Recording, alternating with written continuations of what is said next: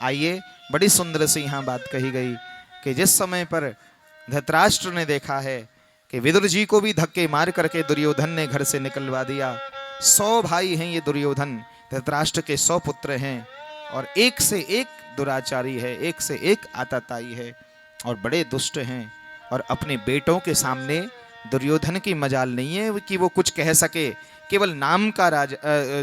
धृतराष्ट्र की कोई मजाल नहीं कि वो कुछ कह सके, केवल नाम के राजा हैं ये धृतराष्ट्र, चलती तो वहां दुर्योधन की है। हाँ, इसलिए विदुर जी को घर से धक्के मार करके निकलवा दिया गया। विदुर जी छोड़ करके चले गए घर को। और जिस समय विदुर जी गए तो सुखदेव मुनि ने कहा राजा परीक्षित को कि राजन, ये कौरवों का सद्भाग्य चला गया, ये कौरवों का सौभाग्य चला गया। अब इनके जीवन की उल्टी गिनतियां शुरू हो जाएंगी। जब जीवन से हमारे महापुरुष चले जाते हैं तो जीवन में फिर पतन प्रारंभ हो जाता है। इसलिए जीवन से महापुरुष न जाने पाए, इसलिए किस रास्ते हम चलें, तो हमको किस रास्ते जाना चाहिए? तो उत्तर मिला है महाजनो येन गतः सपंथा, उस रास्ते जाओ जहां से कोई महापुरुष निकल के गया हो। ऐसा गलियारा अपनाओ, ऐसा कोई रास्ता अपनाओ जिससे जो कोई महापुरुष जहां से निकल करके गया हो। इसलिए जब विदुर जी चले गए, दुखित है धृतराष्ट्र, बहुत परेशान है। और एक दिन रोते रोते अकेले में धृतराष्ट्र की अंधी आंखों से आंसू आ रहे हैं और रुदन करते हुए धृतराष्ट्र ने भगवान कृष्ण को याद किया।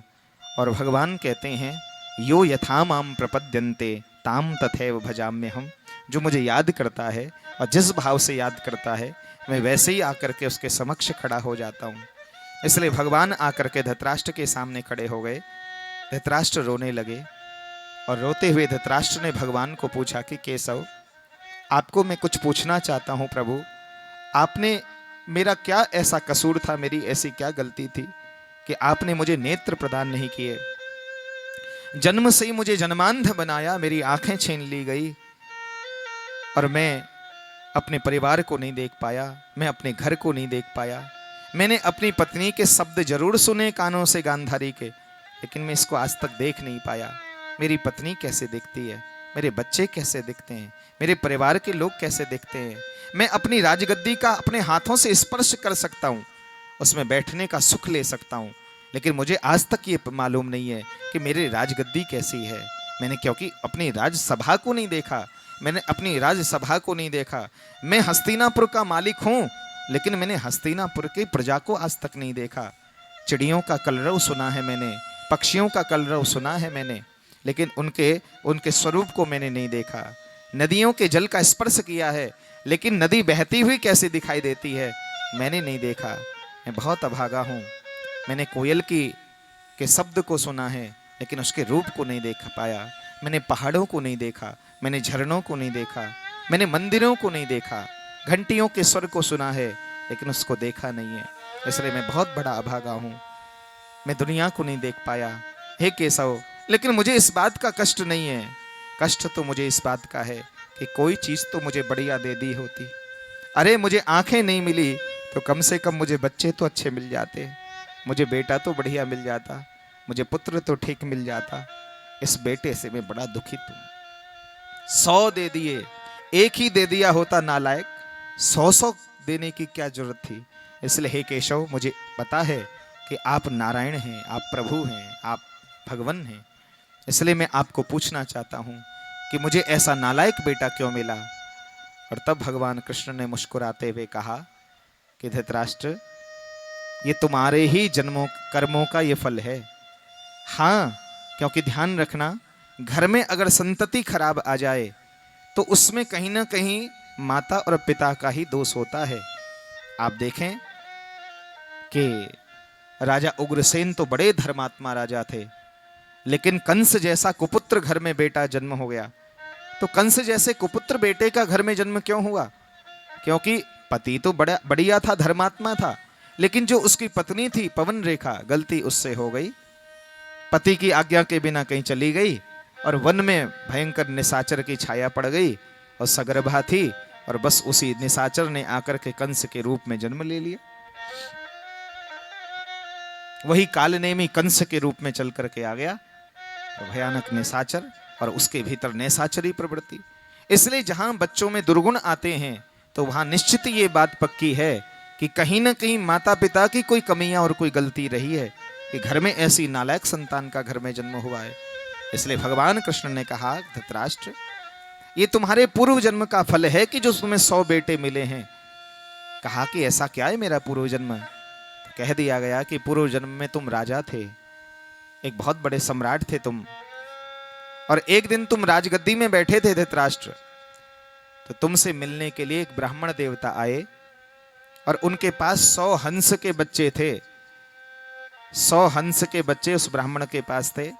ब्राह्मण ने तुम्हें प्रणाम किया और कहा कि राजन, ये मैं कुंभ के मेले में स्नान करने जाना चाहता हूं और मैं घर में अकेला हूं और मेरे 100 हंस के बच्चे हैं, और इसलिए ये 100 हंस के बच्चे आप संभाल लीजिए और जब मैं आ जाऊंगा स्नान करके आप मुझे दे दीजिएगा। तो धृतराष्ट्र, तुमने कहा कि हाँ हाँ महाराज, हम इसको संभाल लेंगे 100 हंस के बच्चों को। और ब्राह्मण तो बिल्कुल विश्वास पात्र आपको मान करके वो चला गया स्नान करने कुंभ के मेले में। लेकिन जब वो लौट करके आया तो तब उसने देखा कि उसके हंस के बच्चे नहीं मिले, क्योंकि तुम्हारी जीभ में ऐसा लालच आया कि तुम हंस के बच्चों को नोच नोच करके और उनकी आंखों को फोड़ फोड़ करके और उन हंस के बच्चों को भून करके खा गए। 100 के 100 हंस के बच्चे तुमने मार दिए। इसलिए वही जो हंस के बच्चे तुमने मारे, वही अगले जन्म में वो 100 बेटे जिनकी तुमने आंखें फोड़ फोड़ करके मार डाला और पंख नोच नोच करके मार डाला, वही हंस के बच्चे, वही 100 बेटे बन करके तेरे घर में आए हैं। अब जैसे तूने उसको उन्हें नोचा था, वो भी तुझे नोच नोच करके मार डालेंगे। हाँ, बहुत विपत्ति आई धृतराष्ट्र के ऊपर, और फिर बाद में दावाग्नि में, जंगल की अग्नि में शरीर को भस्म करके फिर खत्म कर दिया शरीर को। इसलिए पूर्व जन्म कृतम कर्मम अग्रे धावति धावति। सुनिए, जब ये ब्राह्मण वापस आया और इसने कहा, महाराज मेरे हंस के बच्चे, तो तुमने धक्के मार करके उसको घर से निकलवा दिया, क्योंकि तुम्हारे पास पावर थी, तुम्हारे पास ताकत थी। वो गरीब निर्धन ब्राह्मण तुम्हारा क्या बिगाड़ पाता। लेकिन एक बहुत सुंदर सी बात संतों ने कही है, दुर्बल को न सताइए जाकी मोटी हाय, मुई खाल की श्वास संसार भस्म हो जाए। इसलिए हम सोचते हैं कि हमारे पास ताकत है तो ये गरीब आदमी हमारा क्या बिगाड़ पाएगा, इसको नोच लो। कई लोगों को हमने देखा, वो कहते हैं महाराज हम लहसुन नहीं खाते, हम प्याज नहीं खाते। अरे ऐसी तामसी चीजें कौन खाता है? लेकिन हमने उन्हें देखा है कि गरीबों का, दुर्बलों का, असहाय लोगों का खून निचोड़ निचोड़ करके वो पी जाए। एक नौकर है तो क्या उसको आपने, एक अनुचर घर में होता है तो क्या उसको आपने खरीद लिया है? उसकी जिंदगी को हमने खरीद लिया है। कितना दुर्व्यवहार करते हैं कभी कभी हम अनुचरों के साथ में, नौकरों के साथ में, घरों में बहुत दुर्व्यवहार होता है। लेकिन सच्चा बेटा तो कभी कभी वो घर का सेवक ही होता है, और घर का बेटा दूर चला गया, विदेश चला गया, बहू भी चली गई, बेटा भी चला गया, बूढ़े माता पिता के लिए नौकर रोटियां भी बनाता है, खाना बनाता है, भोजन बनाता है, घर का चूल्हा चौका करता है, झाड़ू लगाता है, बुजुर्ग उनको नहलाता धुलाता है, उनके लिए भोजन बनाता है।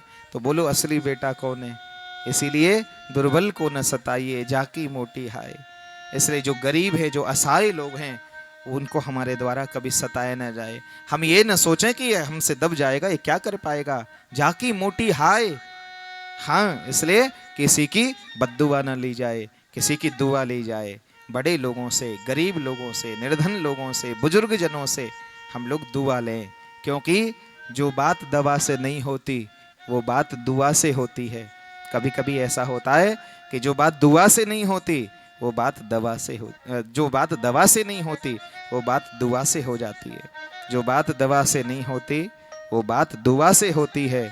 और सच्चे सद्गुरु मिल जाएं तो मुलाकात खुदा से होती है, भगवान से हो जाती है। इसलिए अच्छे लोगों का संग किया जाए और सम्मान सबका किया जाए, किसी को हमारे द्वारा सताया न जाए। हाँ, किसी को हमारे द्वारा सताया न जाए।